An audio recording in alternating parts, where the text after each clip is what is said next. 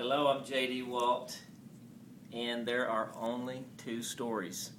Always remind me of that, because I'm always going to remind you. There's the story of Adam and the story of Jesus. Today, I want to get into the idea of the quest of Adam and the prayer of Jesus, and try to frame that up in a way that we have already framed in the reader itself. So we're going to, if you got your reader, just turn to page 40 and 41, and you'll see a diagram, and that might not make any sense to you at all right now, but hopefully after this short piece it's going to make perfect sense to you. So first off, let's start off talking about Adam's quest. You remember the shape of the story of Adam is the one who strives to reach upward only to fall back down. It's a classic notion of pride goes before a fall. And you know, at the pinnacle right here, this is the common symbol of anybody out there. We're number one. Every team, everywhere, in every nation, we're number one. Right? Because there's only room for one person right there at the summit. The great irony, or the mystery, I think, is the story of Jesus, the one who comes all the way down to be lifted all the way up. There's infinite room right here. Infinite room. And this is where, you know, the last in the kingdom is actually number one. So, didn't plan on saying that, but what I want to talk about is Adam's quest. And this is something that what are people looking for in life? They're looking for 5 basic things. They're looking for provision, for protection, for peace in relationships, for prestige, and for power. That basically sums up what everybody is needing, wanting. So let's just say provision. Well, I'm just going to do it like a famous person named Maslow, Abraham Maslow, did back in the 70s. And again, he's not creating this. He's describing what the world, how it really works. And he has what's called Maslow's hierarchy. Let's see, 1, 2, 3, 4, 5. And at the very bottom rung, everyone needs provision. They need food, they need water, they need the basic stuff to survive. Now, provided provision exists, the next thing people are seeking is protection. They need security. They need a sense that they're protected in their dwelling, in their life, in their sense of like, I'm safe. Now, provided they have protection, they need peace. Now, this is the whole social dynamic, that the community, people need a community.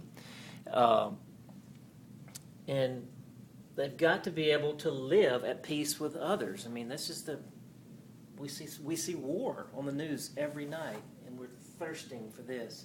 Now, given provision, protection, peace,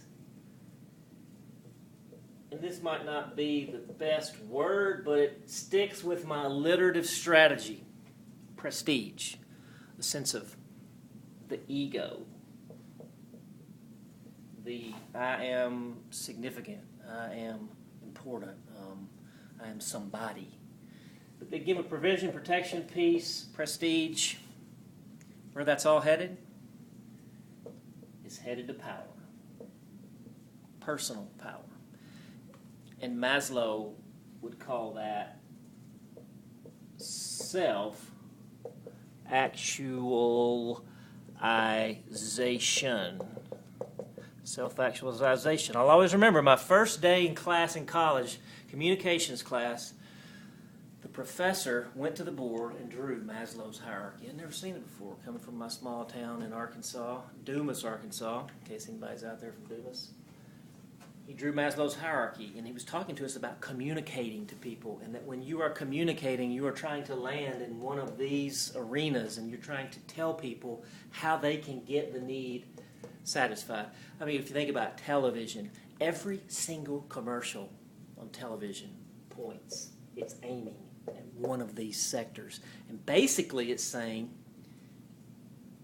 you can buy this. You can buy your way up the top. You can be number one. Now, this is the quest of Adam. And, we know where it heads. Jesus does something completely different. The story, the prayer of Jesus.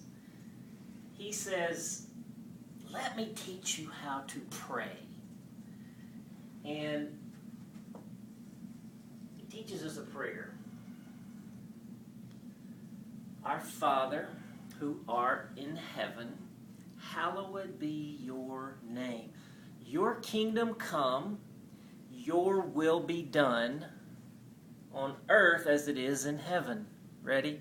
Provision. Give us this day our daily bread. So let's just do it like this. 1, 2, 3, 4, 5. Provision. Daily bread. That gives us our daily bread. What's next? And forgive us our trespasses, as we forgive those who trespass against us. And lead us not into temptation, but deliver us from evil. Sound familiar? Protection. Let's see, away from temptation and away from evil. Deliver us from evil. We need to be protected. Now, for that is the kingdom, the power, and the glory. That's not actually in the Bible, but it's good. It's good stuff. Let's go through it again. You remember where he says, forgive us our trespasses as we forgive those who trespass against us. What's the essence of peace? The essence of peace, the essence of a community working is forgiveness. And so he tells us, forgive us, you know it.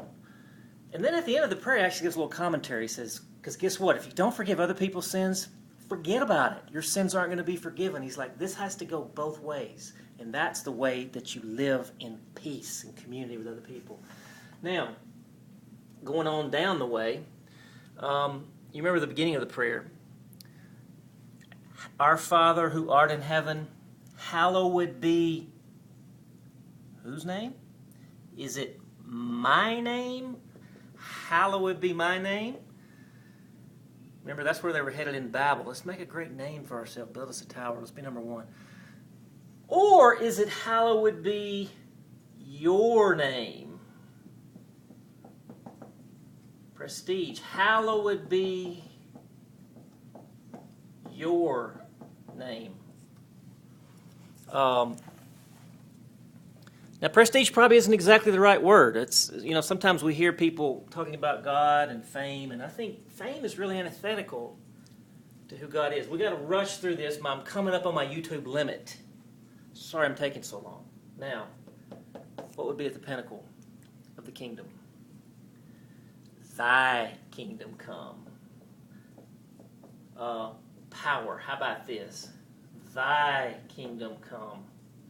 Can you read that?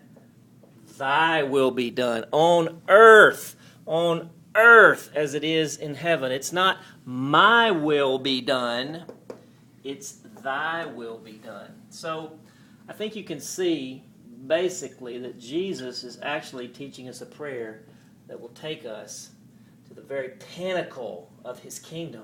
And what we'll find there is an amazing spirit-filled lifting up, an exaltation. Humble yourself in the sight of the Lord, and he will lift you up.